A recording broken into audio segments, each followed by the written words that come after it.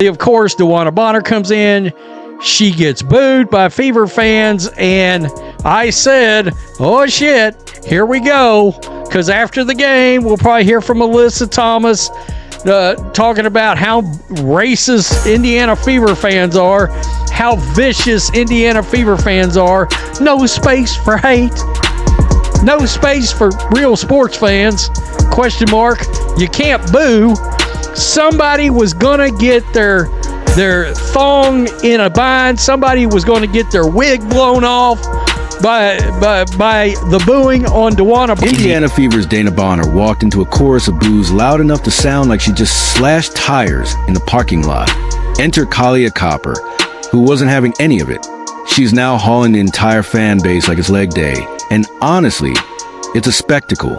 Who knew clapping back could feel like a contact sport? Suddenly, the WNBA looks less like basketball and more like a WWE promo gone off script. And Copper? She might have just claimed the title of the league's vibe enforcer. Grab a seat. This isn't shade anymore. It's a full-blown storm. And let's start with DeWanna Bonner getting booed as soon as she entered the game. Shout out to all the fans in the building that were like, you know what? You did this organization dirty. You did the fans dirty. You did your teammates dirty. Our first chance we get when you come into the basketball game, we are going to boo you and boo you so you hear it. Kahleah Copper looked downright baffled, like someone had just announced avocado toast was a scam. She couldn't process why Indiana Fever fans were pelting Dana Bonner with boos like it was open mic night at the Coliseum.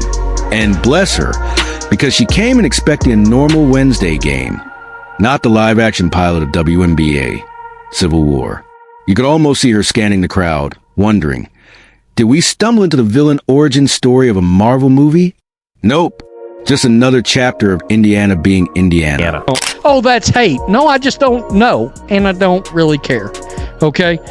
So anyway, nonetheless, last night, good win. Good win from the Fever. Ari McDonald, Leah Boston. Leah Boston turned into a mad person in the fourth quarter last night. But, of course, let's set the table for these comments from Kahleah Copper, because she's the one that went after the fans. She's the one. Blew her wig right off. They were booing so hard, it blew my wig right off. Man, I hadn't seen this kind of fire since Dildo Gate. The way Copper jumped in for Bonner, you'd think the crowd was booing Mother Teresa for a bad Eurostep. And sure, defending a teammate is noble. But here's the catch. Sports don't operate on nobility. They run on spite, scoreboards, and a kind of irrational loyalty that makes strangers feel personally betrayed by athletes they've never shared an elevator with. Logic doesn't live here. Vengeance and pettiness pay the rent. Well, I mean, I don't understand, you know, like, she's a legend, and just all the things that she's done for the league, and just the disrespect, I can't get down with it. They booed her. She didn't say a word to the crowd. People talk some trash to her, but you know, we had her back.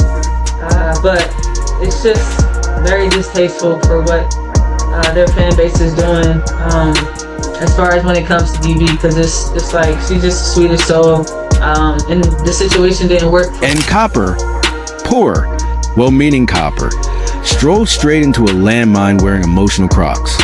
She mistook this for harmless booing, like people debating pineapple on pizza. What she didn't realize was that this was pure Midwestern heartbreak. These fans weren't annoyed, they were in their feelings. The kind of feelings where you block someone on every app, but still lurk their stories in incognito mode. The kind that few 600-word Facebook rants signed off with just saying, Bonner could have discovered a cure for jet lag and invented sliced bread. But to Indiana, she's a group project deserter who left them holding the PowerPoint. And that's the cruel truth about sports fandom. 1 minute you're the hometown hero, the next you're the villain poster child. All it takes is one contract spat, one exit without a discount, and suddenly you're booed out of the building. So when Copper treated this like regular fan noise, it was like walking into a Shakespearean tragedy and asking why everyone's yelling in iambic pentameter. I told y'all, go back to the video I put up this morning. I told y'all something was coming in the post game. I told y'all. Now, I wasn't exactly right. We didn't get DeWanna Bonner or Alyssa Thomas at the podium screaming racism. Not yet, at least. Not yet. But we did get Kahleah Copper at the podium complaining about the Fever fans like I told y'all they was going to do. They was going to make this about the Indiana Fever fans rather than them getting that ass waxed today. It's not just that Dana left. It's how she left. The optics, the whispers, the conspiracy boards with red string. Fans were busy assembling Reddit dossiers, complete with timestamps, screenshots, and psychological damage reports.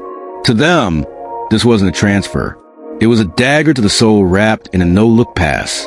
So when Bonner hit the court smiling like she hadn't ghosted an entire zip code, the crowd responded the only way Scorn fans know how, with boos loud enough to double his cardio.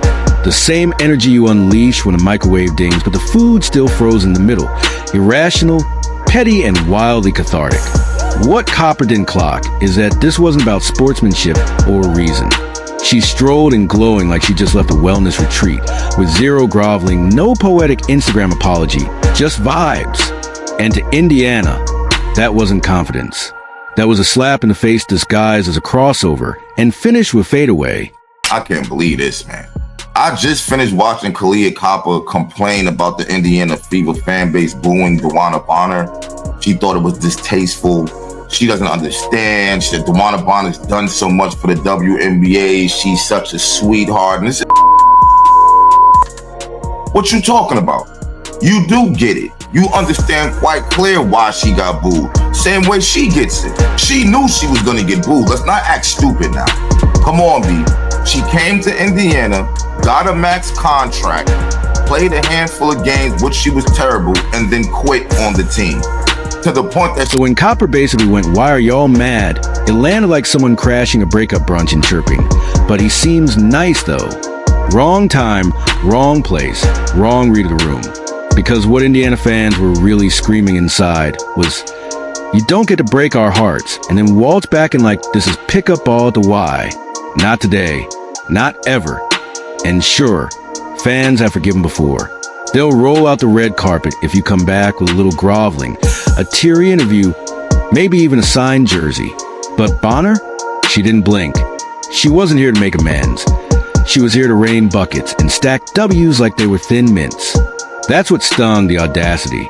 She looked like she'd moved on, while Indiana fans were still emotionally stranded in 2023. Meanwhile, Copper standing at the courtside like, is it me? When in reality, she'd stumbled into a live televised therapy session disguised as a basketball game. Every rebound, every substitution, every blown whistle wasn't just gameplay. It was an invitation for fans to relitigate the betrayal. They didn't come for basketball. They came for justice.